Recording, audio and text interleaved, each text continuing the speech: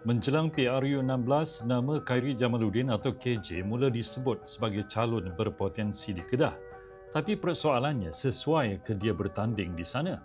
Ramai melontarkan pandangan termasuk Tajuddin Rasdi yang hantar komen beliau ke meja pengarang FMT.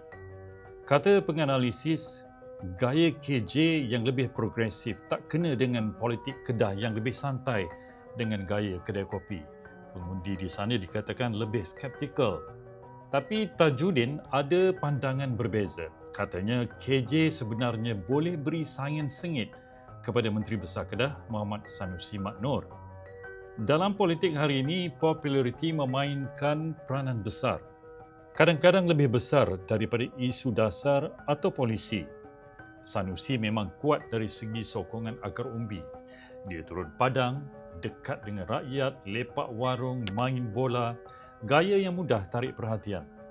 Walaupun sering buat kenyataan kontroversi, Sanusi tetap tahu cara kawal keadaan. Itu yang buat dia kekal relevan dan popular. Tapi KJ ada kelebihan tersendiri. Sokongan dia bukan saja dari orang Melayu tapi juga bukan Melayu. Dia juga dilihat lebih berhati-hati dalam kenyataan.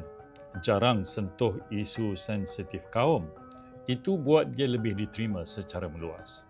Tambah pula dengan podcast Keluar Sekejap, imej KJ semakin kuat, nampak lebih matang dan berwibawa. Dari segi pengundi muda, KJ mungkin ada kelebihan. Ramai yang cari pemimpin yang ada isi dan ada idea. Namun cabaran sebenar bukan kecil. Nak jatuhkan Sanusi bukan mudah. Dia antara figura paling kuat di Kedah sekarang. Akhirnya persoalan besar. Adakah UMNO akan beri peluang kepada KJ? Kalau ya, pertembungan ini mungkin jadi antara yang paling menarik dalam PRU 16 nanti. Untuk maklumat lanjut, baca tulisan penuh Tajuddin Rasdi dalam artikel yang terpapar. Saya Zarul Alam Yahya Syahir, FMT.